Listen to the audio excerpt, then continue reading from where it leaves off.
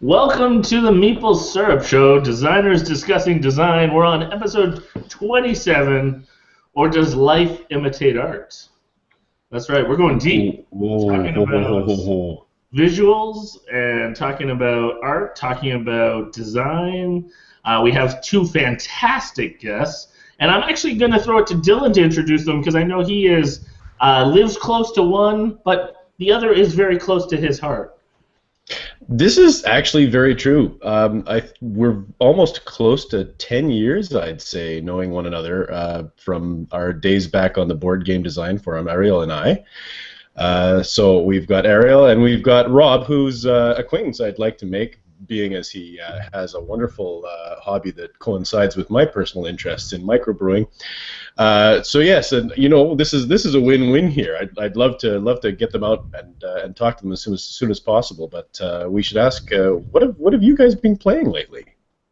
Well, let's see. Actually, I haven't been playing much. It's weird. I'm on this weird little vacation. I don't know if I told you guys that my manager wrote me an email one day and said, "Hey, you have 10 days of vacation left and only 9 days to use them." So I'm off on vacation, but my family's not here, and so I've actually been doing a lot of work on other stuff, which is weird because I should be working on games and maybe other things like I don't know, whatever.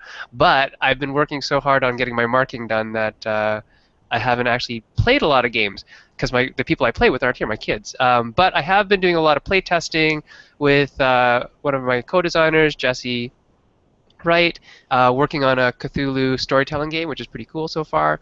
And then we were at Snakes and Lattes. Daryl and I were there on Monday night playing games. Yeah, which is fun. And just DMing at the Cardboard Cafe, all that kind of stuff. Good stuff. Good stuff. How about you, Daryl? What have you been up to? I'm still recovering from Monday because I don't know if you heard when we left, Sam. No.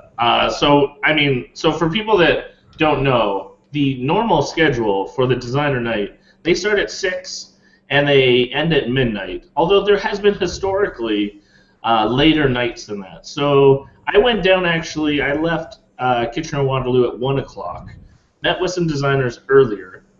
Played games till midnight when they kicked us out of Snakes and Lattes. Found a delicious Korean restaurant. Oh, do tell. And then we played till 2:30 in the morning. Nice.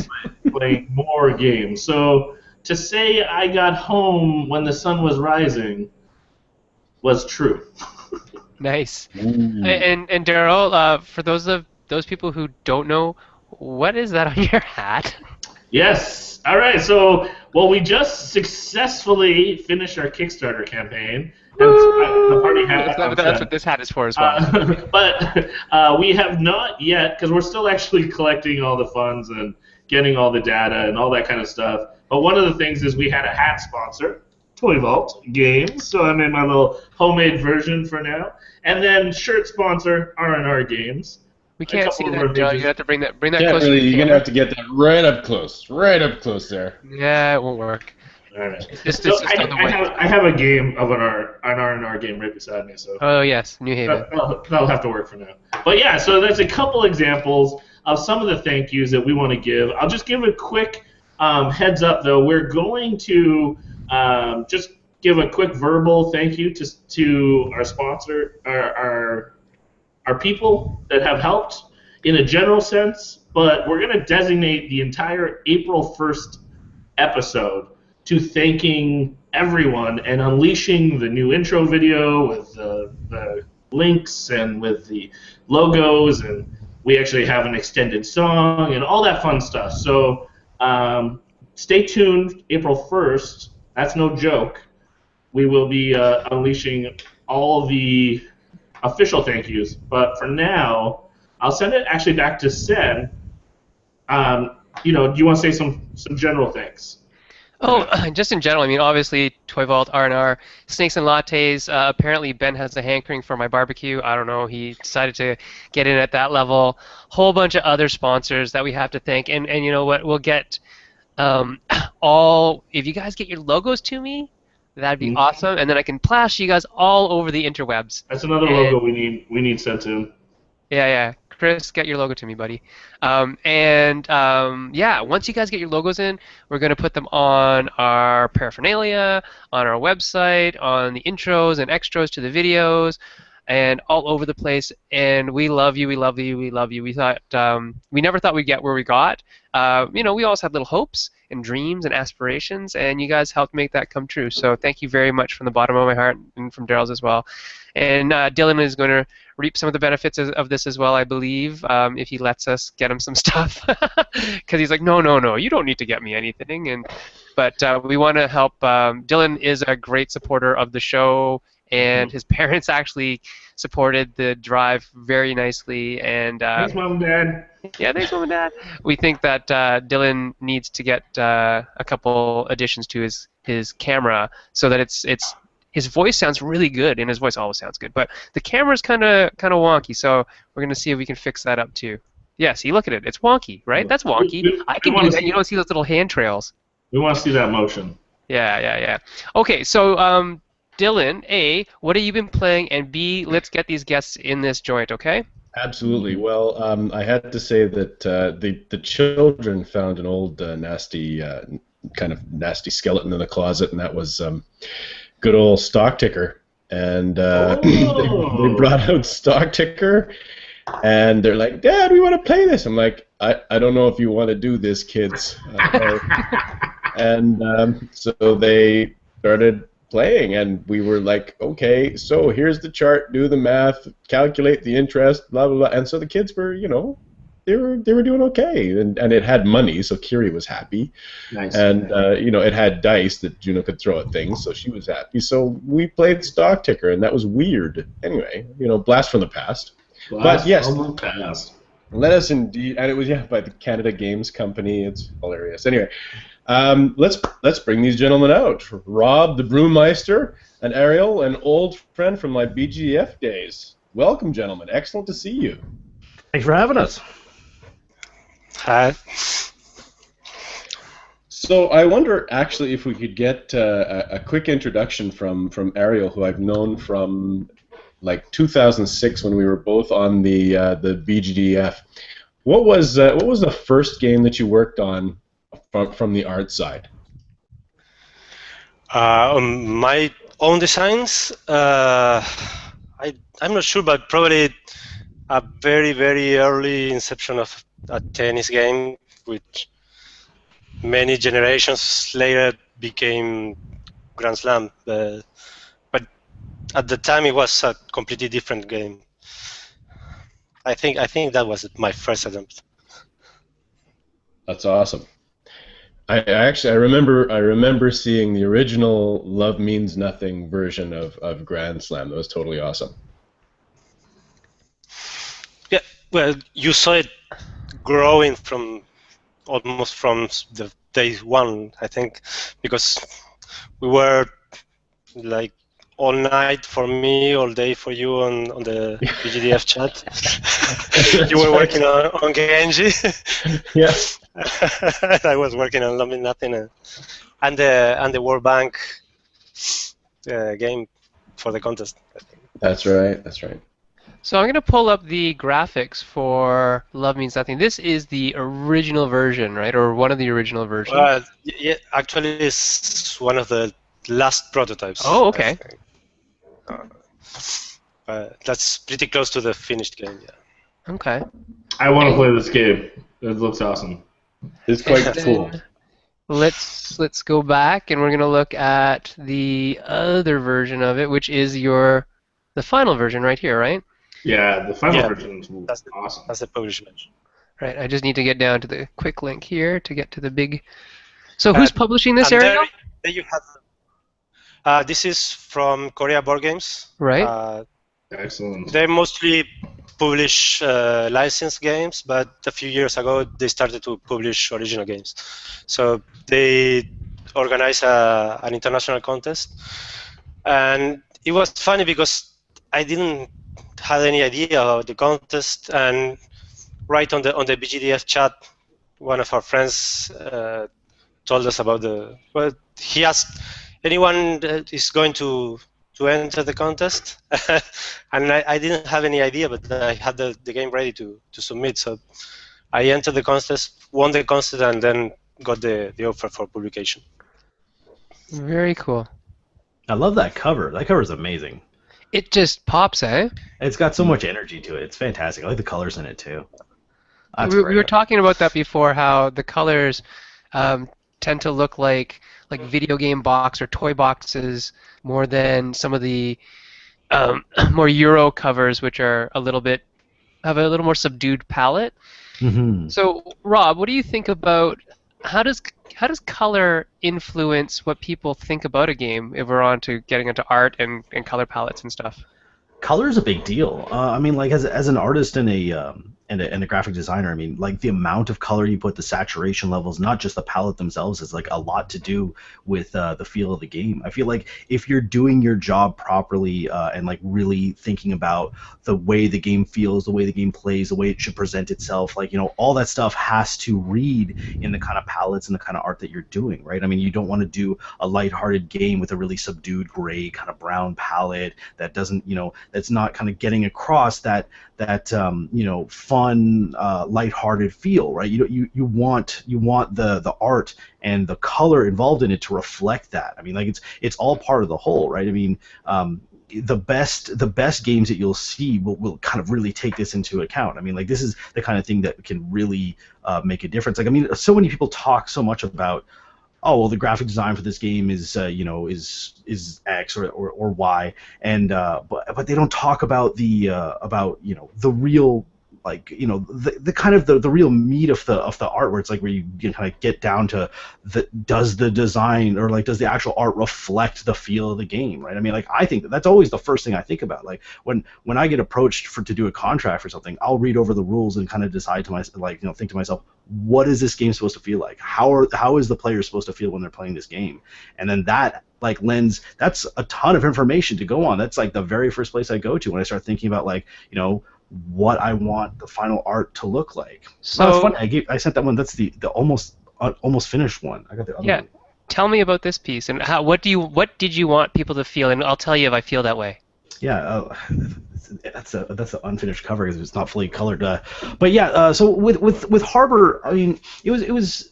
I was told very early on that Harbor wanted that you know, Michael wanted a really lighthearted feel for Harbor. I mean, because it's one of those games that the rules itself, if you were to read Harbor with no artistic influence, no kind of thematic influence involved in it, you would actually kind of think the opposite of what you know, what my take would normally have been, which is that, you know, it's a worker placement thing. It's you know, it's actually kind of analytical and one of those games that's pretty subdued.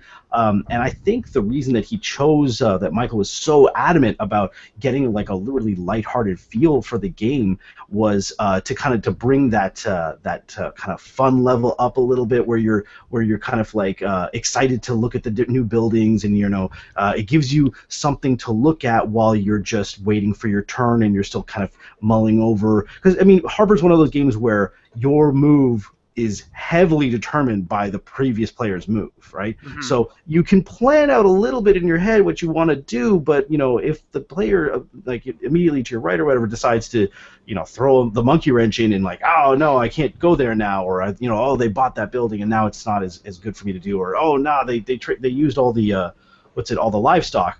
Now you got to change up your turn. So while you're waiting around, you got something to look at on the table, and it was fun to do. I mean, like, yeah, it was a good decision on his part. Like, one of those things, like, we could have gone a very different direction, where it was like much more realistic art and stuff, and like have the kind of like very you know, simple looking harbor situations with people doing dock work, that sort of stuff. I mean, that was originally the kind of what I thought when I started reading the rules, and then Michael said, no, we're going to do it a fantasy world, and I was like, yes. Yeah, no, I appreciate that you went in that direction, because as you mentioned, the game really does.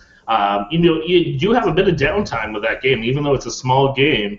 So, like you said, it's really engaging, and it gives you something to kind of explore and enjoy, and the humor lets you, you know, kind of it eases that tension or that time. I want to piggyback actually on something that you mentioned and ask Ariel. Do you believe that artists need to play the games to be able to do the art well? I go. Yeah, I think it's very important, and I think actually it's very hard to think of a game artist that is not involved in game design even sometimes. Absolutely. I think it helps a lot. Yeah, even if it's just as a hobby, I think it makes a lot of difference, because when you're designing in general, I'm a graphic designer and I do a lot of stuff on other areas, and you're always playing a role in what the final product is.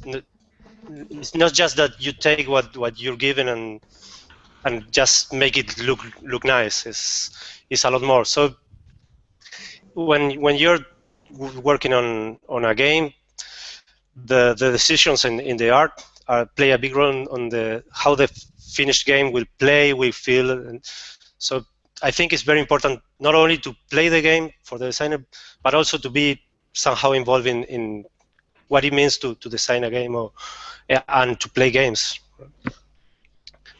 Yeah, I definitely think that that's it, like you're right on the money with that. I mean, you're not likely to get into game art unless you're interested in the game mechanics and stuff.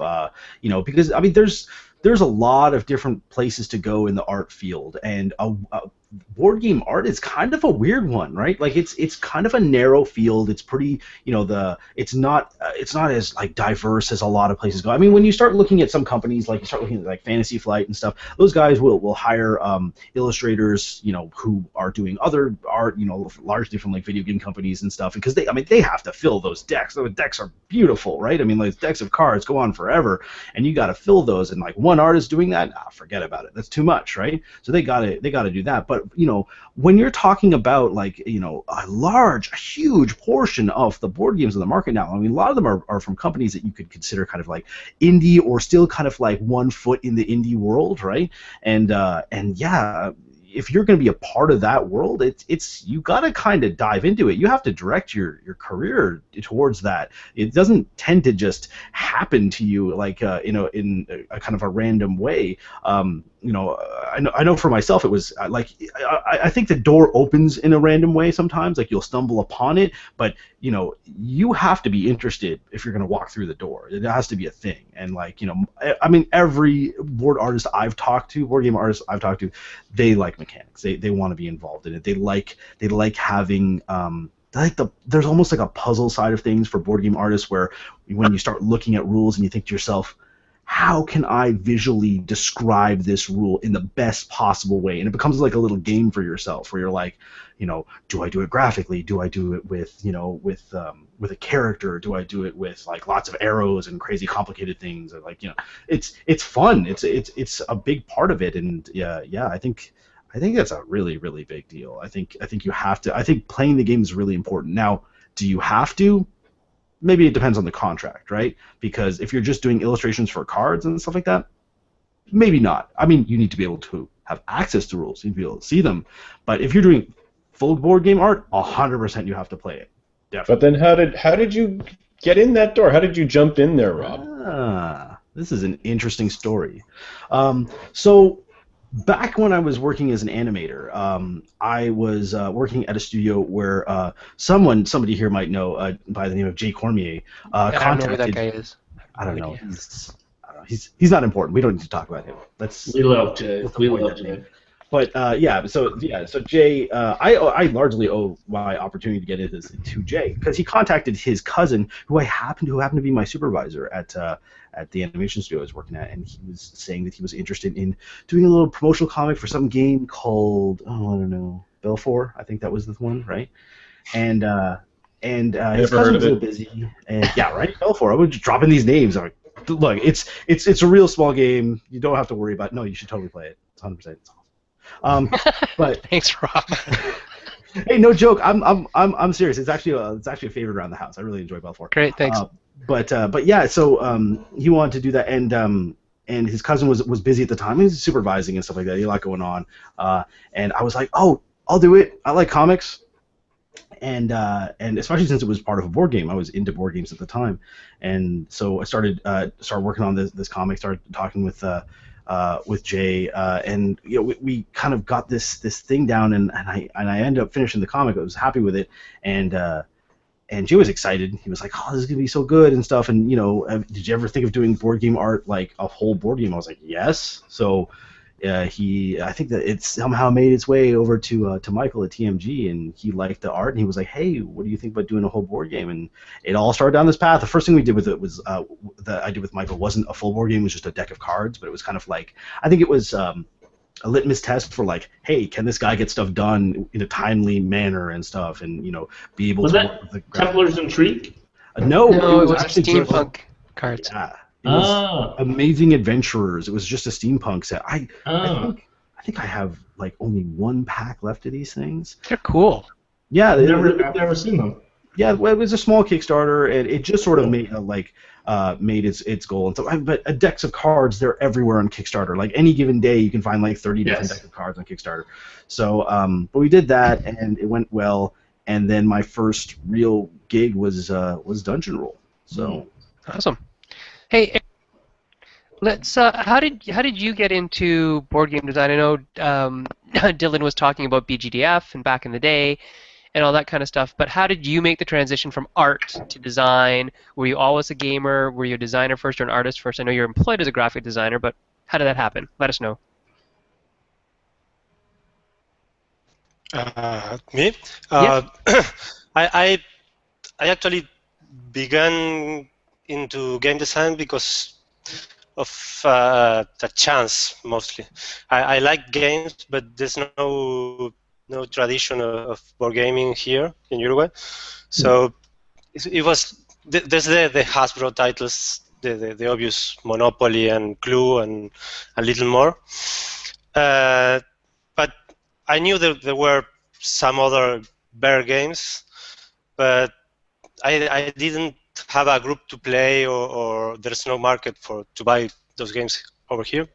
So I began looking at on the internet, and I found the BGDF site, and I got interested, and I thought that's a nice hobby. And well, from there I met Dylan and Seth and Dave Tomei and Michael, the founder, and Matt Warden, the designer of Jamgate, and other people who were very helpful to let me catch up with a lot of I didn't know about the modern board games, and I began just trying to learn how the new games work, how the current day games work, and every day I became more interested in designing games, and from there I made very good friends. One of them was Seth Jaffe,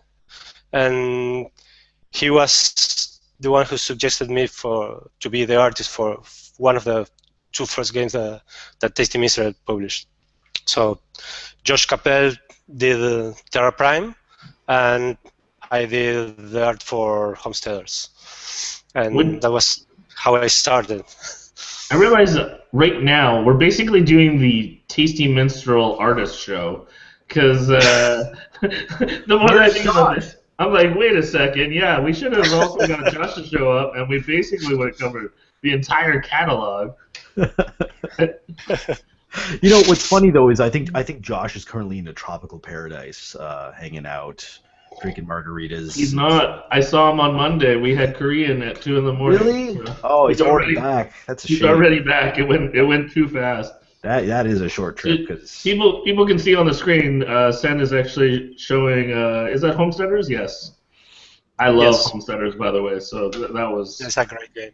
A wonderful game, and it must have been a treat to get to do so early on. Such a great game with art, and I want to follow up with Rob. I mean, right off the bat, you had that little test project, but then you got to do Dungeon Roll. Tell us a little bit about that experience and getting to just jump into a mega popular game when it launched. Yeah, that was Dungeon Roll was kind of, it blew up in a really big way, and it was amazing to be a part of. But the weird thing about that is that when they approached me, and they said, okay, so Michael said, I got this game that I want you to work on and stuff, and I think it'll be a really big deal and stuff. And he's like, we got to do a lot of stuff. That we got to design some dice. There's gonna be custom dice. There's gonna be this. There's gonna be like a whole bunch of hero cards and everything. And then he talked about it a lot, and then eventually got to the point where it's like, and there's a really weird looking box, and he kind of lays that over. I was like, no, wait, what are you talking about with the box? And so we ended up talking about it, but I was like, okay, well. So the box was established right from the get-go. Oh yeah, he knew he wanted that box right away. I mean, the box. Interesting. That box. I got PTSD about that box, but we'll get to that. So, yeah, so that box was interesting. Yeah, there it is, right? But what happened with it? And that's the Kickstarter version, right? Which also gave me some PTSD. But yeah, what ended up happening was he sent me the rules, and I started looking them over. And I thought to myself, my God, this could be really popular. I could just sort of tell just by looking at it, I'm like, this is the type of thing. One, people love custom dice. They love custom dice, right? And I was like, the RPG crowd will be into this. The board game crowd will be into this. This will be a big deal, and it can be really big, right?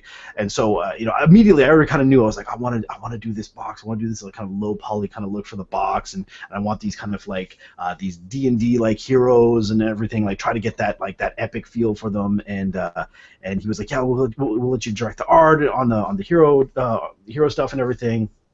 And I was super excited, and he's like, but here's the catch.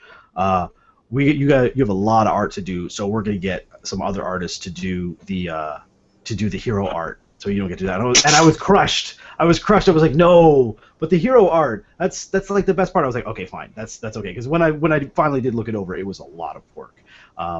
And so and it was kind of trial by fire, because there's a lot to know about doing stuff like dice molds and everything. You have to get all that in really, really early, and there's weird constraints where they say you can't have one line within 2 millimeters of another line and all this other kind of stuff. And it was a really strange process. But I kind of dove in deep with it, and it was a lot of fun. It was great to be able to kind of craft the look of the whole game, as my first real attempt at a board game. And yeah, I enjoyed every minute of it. And then the box design came along. So when you're doing box designs and stuff like that, usually and I have my first experience with this with working with the card deck that I did, because Bicycle sends you a little folded out die cut for your box, and I was like, well, that's nice, that sounds really cool. And then Michael told me about this crazy curved box and stuff. I'm like, okay, well, if somebody sends me a die cut, it probably won't be so bad, maybe, perhaps, right? We must have gone through 7 different die cuts that were all wrong. The die cuts were just they were either mislabeled, or the design was changing, and it was madness. And I'm trying to get this stuff done, because I was I wanted to get it all done, and the dimensions kept changing. It seemed like every time I got a new die cut or die line, it had changed one of the pieces I had just finished, and I was like, no, now I have to resize everything. And so it was madness, but it was so much fun, and the color turned out really great and everything. And then it was such a. By that point, we kind of we had kind of dived into the Kickstarter, and it was building steam, and everybody was getting really excited. And I was like, guys, we need to do a mimic box for the Kickstarter. People will love it. It'll be great. And then I was like, I'll make it green because it's Kickstarter. Man, that caused some controversy. There was pages and pages of people I hate the green, and other people the green is amazing, and we didn't know what to do at that point, so we decided to stick with the green. But oh man, it was nuts, trying to figure out this insane die line for this curved lid and stuff. Eventually we got it down, and it wasn't too big of a deal, but it was so much fun. I mean, I got to do. It was exactly the kind of thing. I'm a huge fantasy nerd. I DM whenever we play D&D and stuff, and I'm into that side of things. So it was the perfect project for me to kind of cut my teeth on for board game art. Well, and it sounds like you got to experience a lot of different challenges when it came to the whole design layout. So I know, Dylan, your questions along that lines. Well, that's the thing. Like, there's all this commentary about the big stuff. It's like, the color is green, but like the stuff that nobody notices, all of the heavy lifting that goes on in the layout and whatnot, that almost nobody notices, except to be able to say it's good, or I don't really get the rules. I don't really get how this works. And to me, Ariel, you are just a master of layout. This unsung hero of clear rule books. And I want to kind of bring out the Homesteaders rulebook as a case in point. So you got to do all sorts of funky stuff for the Homesteaders rulebook, and I wonder if you could actually kind of contrast your experience, doing all the kind of color coding and stuff in the layout, and also branching out into illustration, which was kind of new for you. Yeah, it wasn't new, but it was like 15 years since I had last drawn anything. I used to be a plastic artist, a graphic artist, but I haven't really pick up a pencil to draw for probably 15 years. So for the game, I had to go and pick up the old tools and remove the rust, yes, and start drawing again. I remember I spent like, I don't know, 40 hours or something doing the initial line art drawing, and it was a pleasure. It was hard, but a real pleasure to do some pure art instead of just graphic design. On the other hand, graphic design is what I mostly do and what I really enjoy doing. So there's a lot that, like you mentioned, there's a lot of work that you can do, and if you do it well, it won't show, but people will benefit from it. So there's the shiny parts, and there's the invisible parts, but that play a big role. So I think probably my best work is the part that you don't actually see, but you get the benefits of. Yeah, I think you were thinking probably in your favorite central spread of the Homesteaders rulebook, and I know you enjoy it a lot. Yeah, the color coding and everything, it just sings. It's all together. It's beautiful. Thank you. Yeah, it's I think it's very, very important when you do the design for a game, is particularly that the colors of the pieces, the color of you use on all the illustrations and every element of the design of the rulebook helps to understand the rules. So I think that's very important, and color is one of the things, but shapes and sizes and the placement of the different elements on a board or wherever, I think it really helps. I wonder if you could just fill us in on maybe a little bit of the thought process that you go through, because I think that this is kind of an invisible process for a lot of people. Like, what are the other things you have to think about when you're going into representing these rules on the written page? Basically, what I try to do is try to make the rules as evident and easy to follow and intuitive as possible. So I try to think, how do I teach the rules to teach the game without actually resorting to the text of the rules. And there you have, I don't know, many things that you can do, little tricks that you go discovering, finding out, and trying to apply. And another game, the Ground Floor, I think is a good example for that, because there you have a lot of different mechanics for different buildings in the main board, and it's a really complex game to learn because of so many different mechanics. And I think one of the things that helped to make the game easier to follow, and not having to go back and forth to the rulebook when you're first playing, is that we make like a short version of the rules with every mechanic explained on the bottom of each of the buildings on the board, and the use of many icons to show what you have to do if you start on the top or the bottom, or which pieces you use, etc. So I think there are many things that you can do to help the players avoid the need to resort to the rule book and remember the rules if you just give them the clues on the graphic design and the art. Excellent. So let's, first of all, I want to give a plug for our YouTube viewers and our people on Twitter following us. Just ask any questions you want. They'll answer anything. Don't worry about it. Just whatever you want to ask them. Yeah, anything. They'll answer.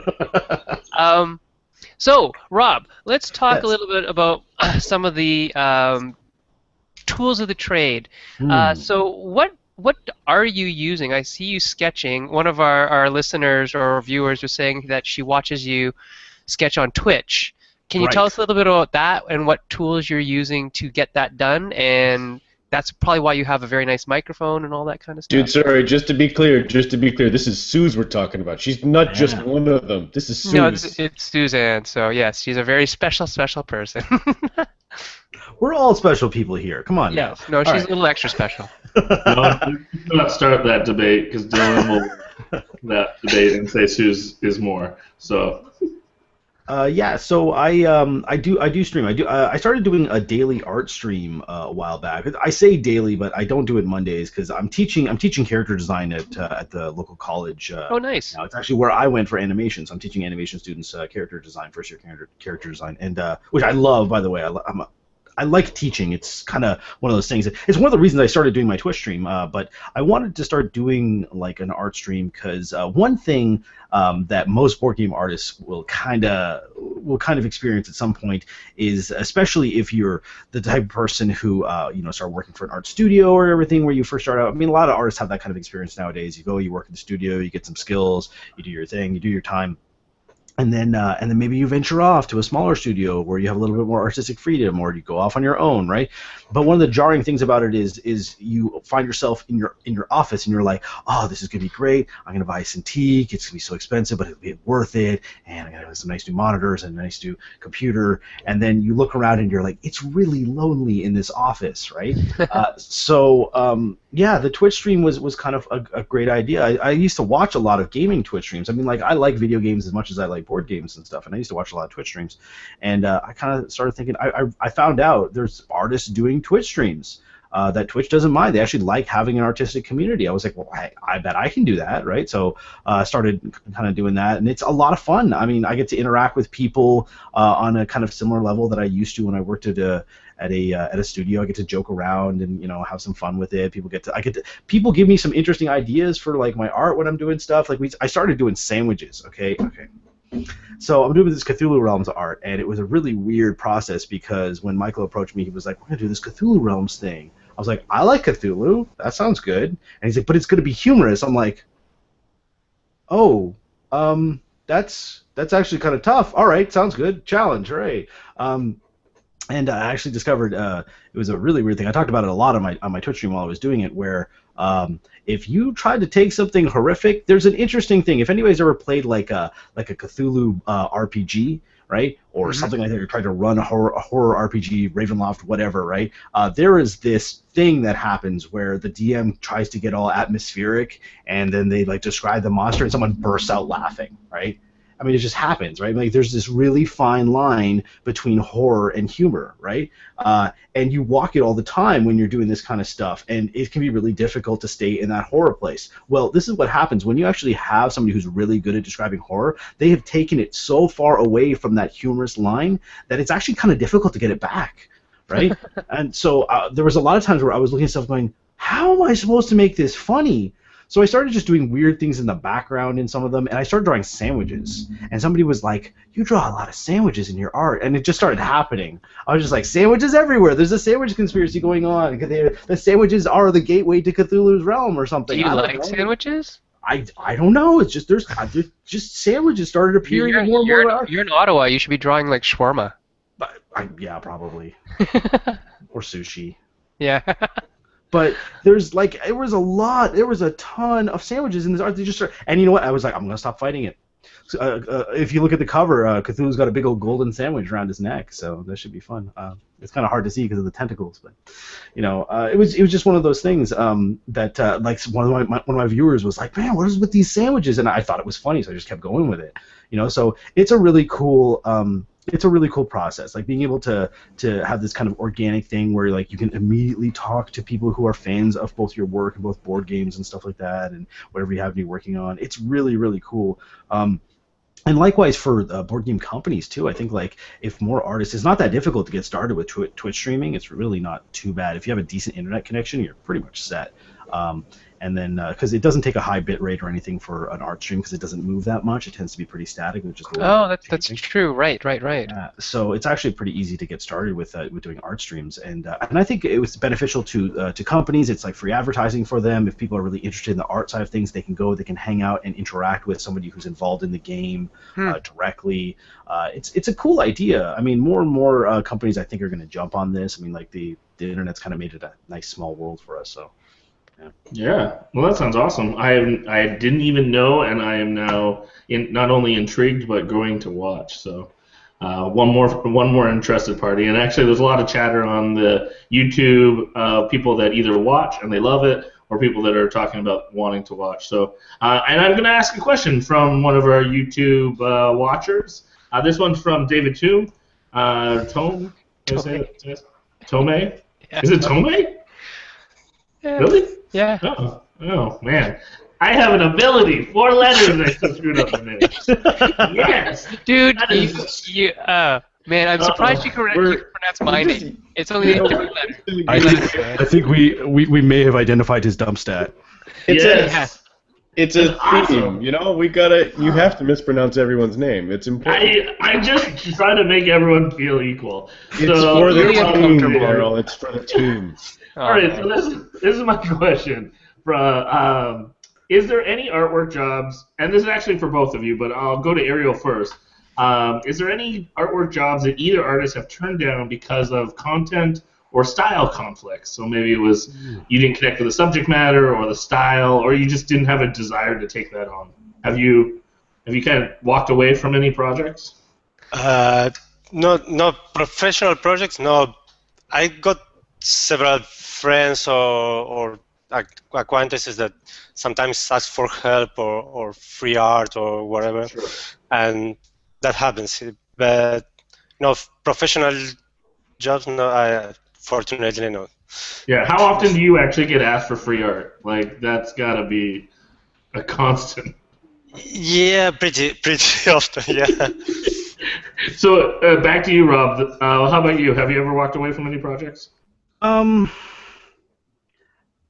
Since I started kind of being an independent artist, I've only had to turn down art because I've had too much to do. That's a good problem. Yeah, exactly. It's a good problem to have, right? But it's still a problem, right? I mean, a good problem is still a problem. So, you know, I don't like disappointing people. I hate saying no to paid work, you know, especially when it's something that I really want to do. And I think luckily I've gotten to the point now where people they're approaching me with art already knowing the kind of art that I do, and they kind of know that it's going to fit the style that they are looking for or whatever. So usually it hasn't been a problem so far. I haven't had to turn down anything yet, although I am doing Comic-Cons now and like having booths and stuff, and so I'm sure it's going to happen eventually. I've heard some stories. For sure. Well, I was thinking maybe we could kind of go back to that sandwich theme, and Ariel.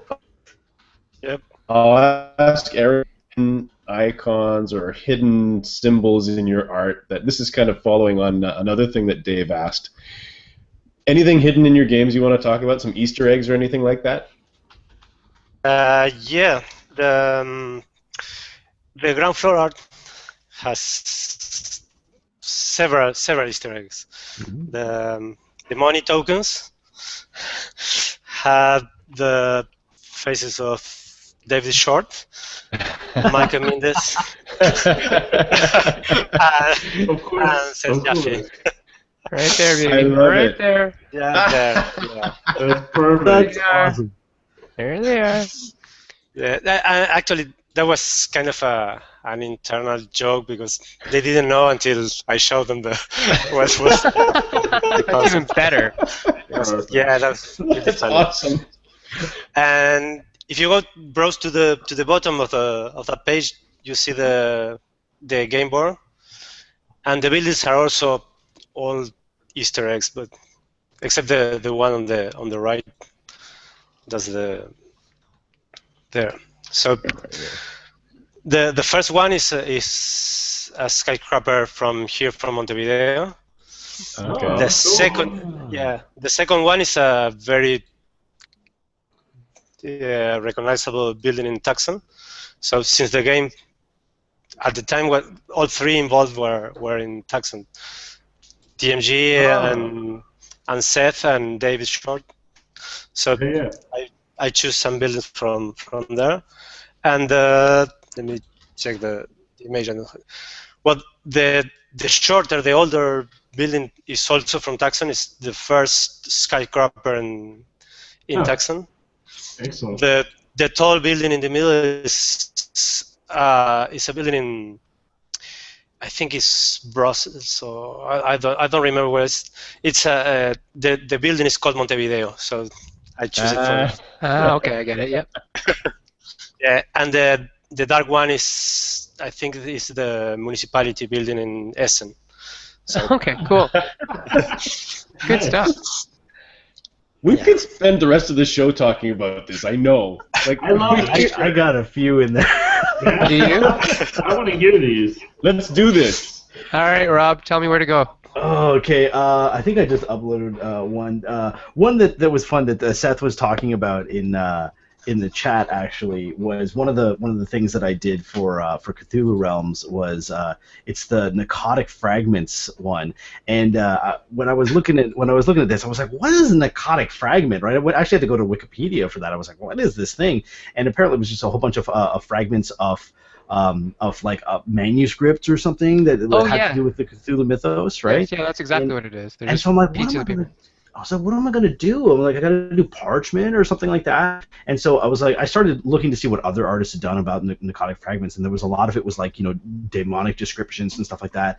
And then I just thought to myself, wait, what if I do a bunch of demons and they're performing some horrible ritual that would raise like some elder god or something like that? And so I did a whole bunch of a series of illustrations of these demons doing the Macarena.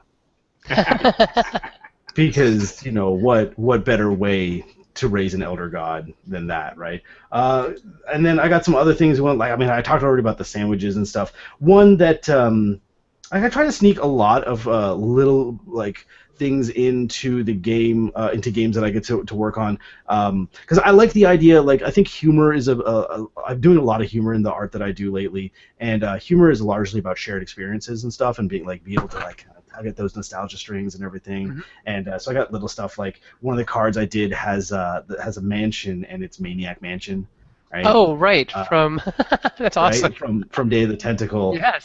Which is appropriate too, right? Tentacles. Yeah, that's kind of what I figured, right? I did the King in Yellow, which is actually the book, right? Not the character. Right. The King in Yellow is a play, and then the character is actually somebody else, right? It's Haster, right? So the King in Yellow, I did a book in the style. The cover of the book is in the style of like a Dr. Seuss book, right? I was like, hey, it's a book that drives you insane, right? So, Dr. Seuss book. So, I got a couple young kids, right, and they drive me insane reading the same stories over and over. One that I really wanted to mention, though, which I think is appropriate, was one of my personal favorite fantasy humor authors died recently. Right. Sir Terry Pratchett, and that was really sad for me. But luckily, I was able to sneak a little kind of homage to his work into Harbor, which is the entrepreneur, is actually a reference to Cut Me Own Throat Dibbler, because what greater entrepreneur is there than Mr. Dibbler? Nice. And he's even got a little. He's got his little tray, and on the front of it, it has like a little message that says "sausages on a bun." Very nice. So, Dylan, you had a question? Well, I just wanted to make a quick jump back to Ariel because early on, I was still in Sri Lanka at this time. Ariel asked us for our addresses, a bunch of us on Board Game Design Forum, and what we didn't know was that they were going to go onto the board of I Need a Sign. So I don't know if you can say a couple words about that, Ariel, but it was pretty cool. Yeah, I totally forgot that. But yeah, the game was about urban nomenclature, naming the streets in a city, in a small town that's becoming a city. It was a contest for the World Bank. They wanted a game design for the courses they do in third world countries, and so they asked for this game.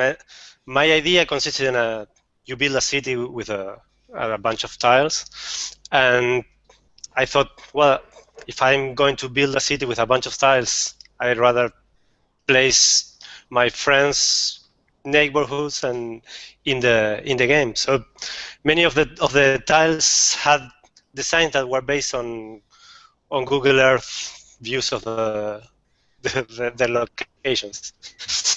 It's too funny. And that's it. I see that you used paper clips here.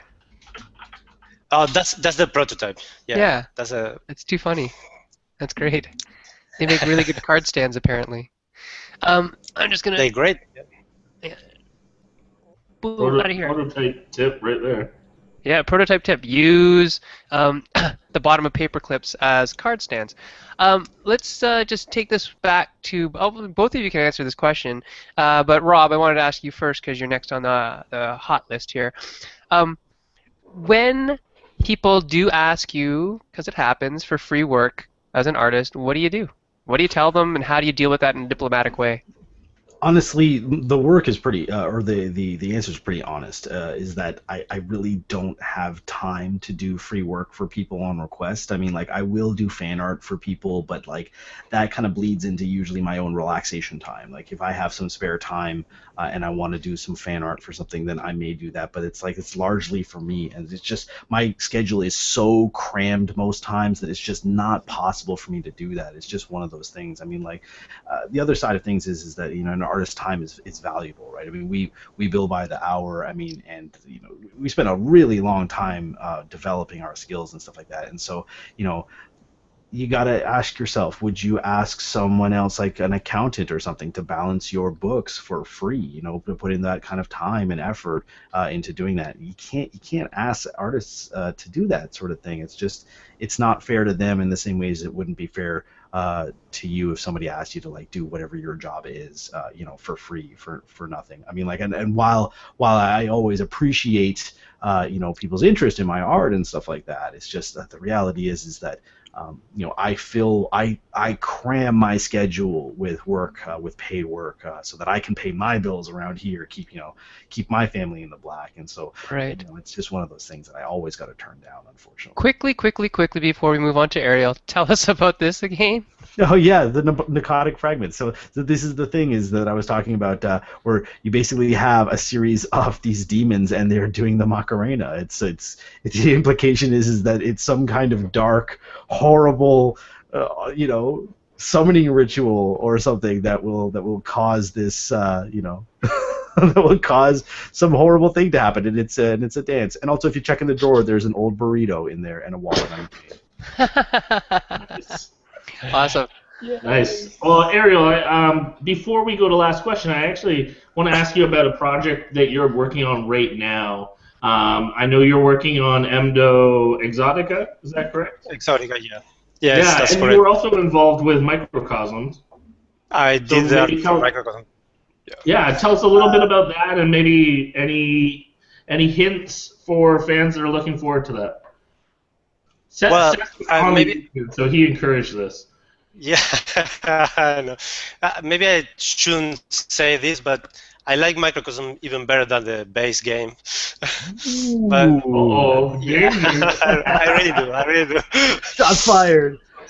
Yeah, I think what I like in Microcosm is that it's so compact, so minimalistic that I really like how fast it plays, how easy it is to explain and to start playing, and it's really elegant game. So I enjoy it a lot. And Exotica was the next expansion is going to be published. I don't know the plan, but pretty soon. And on both games, I actually got lucky because Gavin Brown was too busy with his personal projects, and he wasn't able to do the art. So Seth invited me to do the art for the games in the same line as that Gavin started. So since I have a lot of experience doing art for here, I work for a movie distribution since 20 years ago. So a lot of my work consists in taking art from other people and adapt it to different kinds of pieces and stuff. So I'm pretty used to take the style of someone else and mimic it. And I think that was key for Seth to invite me to do the art for Exotica and Microcosm. Sorry, I just saw the comment from Seth saying, "Since I made both, I forgive you." That's pretty good. I'm also I have to say, deep inside me, I'm slightly giddy from seeing the card that's labeled "thorough probing." But anyway, I'll just put that aside. That's a funny name for a card. While you were giggling for that one. Anyway, no, fortunately, I wasn't the one who had to do the illustration for that. Luckily, it wasn't me because I've got some eminent domain art coming out as well. There would be some interesting design compromises on that one. Yeah, one of the cards in Exotica has art from Rob. Most are from other artists, but one of them is from Rob. Yeah. I'm going to go to Rob with this one because we're going to have to wrap here. The time has just blown away, and we have a usual question for board game designers, but let's tweak it with a bit of art here. So, what would you say to a new graphic artist or illustrator who really wants to break into board games? How should they start? If they want to break into board games, I mean, the best. I would say it's the same advice that I would give to any artist starting into any field at all. Is that don't be ashamed to go and look at what people have done before you. I mean, that is a big deal. Like, take a look, take a cue from. There's people out there who are doing such fantastic work, and they've put a lot of time and effort into researching what works, what doesn't work, and everything. And there's no shame in looking at that stuff and gaining inspiration, kind of gaining some more understanding as to what you're doing, because the thing with art, like with any kind of art, that most people don't understand is that while the drawing of it is fun and the sketching and doing all the actual stuff, there's so much more you have to do than just doing some illustrations, and you need to understand all that stuff. You need to do your research, talk to professionals, find out what to do. Don't go into it completely blind, because you're gonna underestimate the amount of time and effort it's gonna take, and it's gonna shock you. So educate yourself, talk to people, find out what's gonna be involved, and don't be ashamed to learn from other people. That's a big deal. And Ariel, same thing to you, especially coming from a place where there aren't as many board game publishers, I'm assuming, in Uruguay, as there are, say, in Europe and America and whatnot. How does somebody, say, from a foreign country who's really interested in board games get into the business? Well, I don't know about other people, but personally, I got involved first in board games because I liked them and I wanted to learn and spend time designing them. And then becoming a game over artist was like something that became naturally from there. But I guess if I wanted, and I wasn't involved in board games, and I wanted to get involved in doing art for board games, same as Rob was saying, you have to learn about the games and learn what other people is doing and what works, what doesn't. But if you're not a board game fan, it's going to be a long road to travel. It's a very good point. I agree. Great advice there. So I want to thank both of our guests, Rob and Ariel. Thank you so much for being on the show. We appreciate, and I've been actually looking forward to speaking with you both because I don't know you, and I just really love and appreciate your work. So this has been a treat for me personally, and kind of the perks of this show is we just get to invite either friends or people that we just love what they do, and pick their brains and learn from them. And so thank you so much for being on the show. It's been a pleasure. Excellent. I just want to remind our viewers, next week we have, I believe, although we're still, there's maybe some scheduling turnaround, but we originally had Mike Selinker. You know him as a great designer, but he's also involved with Tabletop Deathmatch, and we're hoping that it'll work out with him. There might be also a surprise guest where there's some scheduling conflicts, but we're hoping it's going to work out for the other person who is traveling, so stay tuned for that. And then on April 1st, as I said, we're going to have a special show where we're going to designate a lot of the show talking about just big thanks for everyone, showing everyone all the sponsors, all that kind of stuff. And another special thing about April 1st is we have Scott Nicholson on the show. So stay tuned for that. And I'm in the Oscar music, so Getting Oscar, man, that's it. You're I'm out. getting worked out. So thank you. I guess we've gone too late. Have a great night. Keep making great games. Now he doesn't want to play the music. The music's not going to start. I'm sorry. Performance anxiety. Yeah, seriously. Nah. Come on, as soon look as at we're this looking at logo. it, you just can't. This is the best logo you've ever seen. Oh, there we go. There we go.